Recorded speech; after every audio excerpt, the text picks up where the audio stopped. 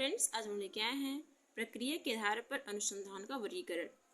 देखिए, इस आधार पर अनुसंधान को 3 प्रकार का माना गया है। पहला है मात्रात्मक, दूसरा है गुणात्मक, तीसरा है मिश्रित अनुसंधान। अब आता है हमारा पहला कि मात्रात्मक या परिमाणात्मक अनुसंधान क्या होता है। तो इसका जो आंसर हो जाएगा आपका कि स्वभाव से यह निगमन का ही एक रूप होता है। इसमें पहली उपकल्पना का निर्धारण होता है। इसमें सिद्धांत भी पहले से ही निर्धारित रहते हैं। यह शोध आंकड़ों पर आधारित होता है और इसका निष्कर्ष भी आंकड़ों द्वारा ही निर्धारित होता है। मात्रात्मक शोध आदेशात्मक होते हैं तथा निगमन पद्धति पर आधारित होता है। मात्रात्मक शोध किसी प्रकार के पक्ष या भाव से रहित रहता है। यह अपेक्षाकृत घटना और परिणाम या प्रभाव के मध्य संबंधों पर केंद्रित होता है। मात्रात्मक शोध में सूचना सांख्यिकी रूप में होती है। यह सर्वेक्षण, संरचित साक्षात्कार, अवलोकन, अभिलेख और रिपोर्ट की समीक्षा का डेटा संग्रह होता है। दूसरा हमारा आता है क्या, गुणात्मक अनुसंधान। इस अनुसंधान को आगमन का रूप माना जाता है। मानव व्यवहार को गणित के सूत्रों में नहीं बांधा जा सकता। गुणात्मक शोध का मुख्य उद्देश्य मानव व्यवहार और उसे नियंत्रित करने वाले कारणों को गहराई से समझना होता है। इस शोध में चरों का उनके गुणों के आधार पर विश्लेषण होता है।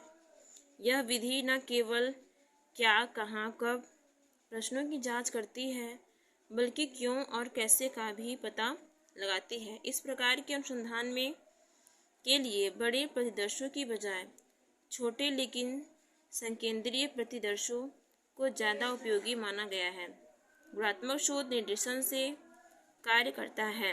गुणात्मक शोध में सामान्य तौर पर परिकल्पना का प्रयोग नहीं करते, यह विकल्प खुला रखते हैं। गुणात्मक शोध बहुत लचीले होते हैं। गुणात्मक शोध मात्रात्मक के स्थान पर व्यक्तिगत अनुभवों के विश्लेषण पर जोर देता है। गुणात्मक शोध के निष्कर्ष में भाव एवं पक्ष को स्थान दिया जाता है। यह कारण का विश्लेषण और सत्यापन करता है। तीसरा आता है मिश्रित अनुसंधान, बोलते हैं मिक्स्ड रिसर्च। इसमें क्या होता है कि गुणात्मक अनुसंधान में अधिक सटीकता लाने और उनके बेहतर सत्यापन के लिए मात्रात्मक पद्धतियों का भी प्रयोग किया जा सकता है। 1970 के दशक तक वाक्यांश गुणात्मक अनुसंधान का उपयोग केवल मानव विज्ञान या समाजशास्त्र के एक विषय का उल्लेख करने के लिए होता था।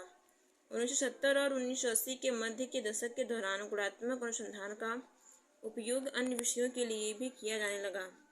1980 और 1990 के मध्य के दशक के अंत में मात्रात्मक पक्ष की ओर से आलोचनाओं की